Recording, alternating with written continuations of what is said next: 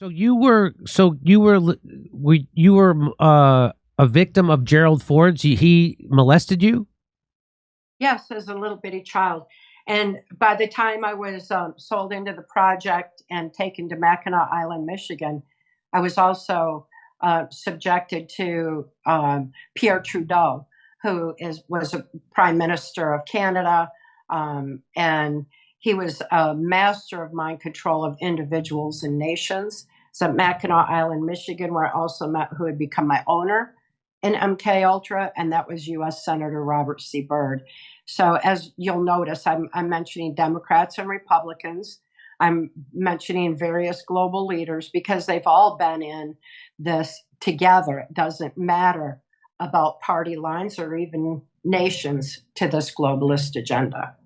So Trudeau from Canada also raped you, is what you're saying, when you were a child? Yes, when I was 9. When you were 9 years old.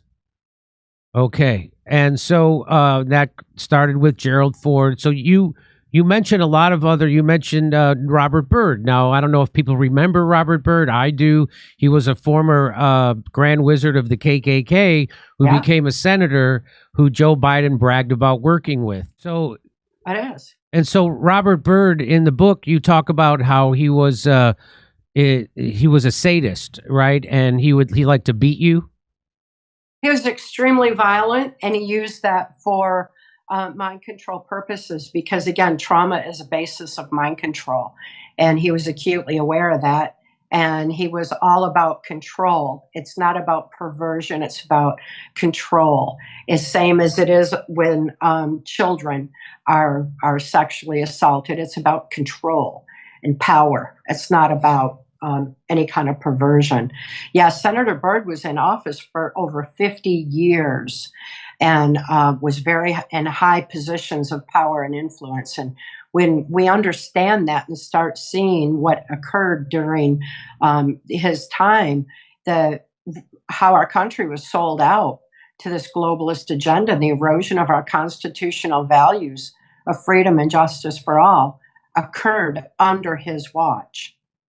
And so you also identify Dick Cheney in the book, and Bill Richardson, who people might not remember. I do remember from the Clinton administration. I think he was also governor of New Mexico. A lot of the people that I mentioned, when you look at Ford's cabinet, you'll find that most of them were in his cabinet because he had George Bush to head his CIA. He had Dick Cheney, Donald Rumsfeld. Rumsfeld's the one who gave us aspartame that dumbs people down and loses their critical analysis with that artificial sweetener. Gave us pharmaceuticals in our food. He had Henry Kissinger. Anybody can look it up. It's even in Wikipedia. You can look it up. They did the first depopulation agenda, came up with that together. Gerald Ford and Henry Kissinger. He had Nelson Rockefeller, and he had Jack Valenti, who was the head of the Motion Picture Association of America. Jack Valenti is the one who gave us the term conspiracy theory for anyone who questioned the Kennedy narrative. Wasn't it Dulles they were using a term he gave them? That was the one that came through the media, through the repetitive media narrative. And that way, if it comes...